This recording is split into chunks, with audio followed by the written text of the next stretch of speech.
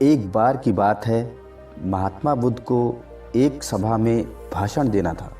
जब भाषण का समय हो गया तो महात्मा बुद्ध वहां आए और बिना कुछ बोले ही वहां से वापस लौट गए।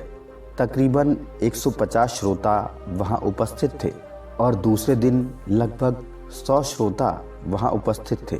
फिर अगले दिन भी उन्होंने ऐसा ही किया, आए और बिना बोले ही वहां से वापस लौट गए और इस बार 50 कम हो गए।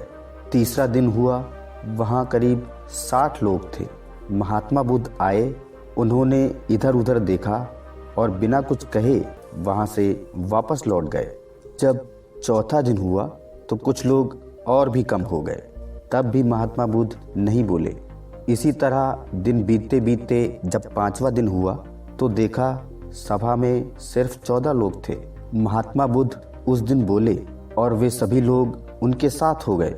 उनमें से किसी एक ने बुद्ध से पूछा कि हे महात्मन, आपने 4 दिनों से कुछ भी क्यों नहीं बोला?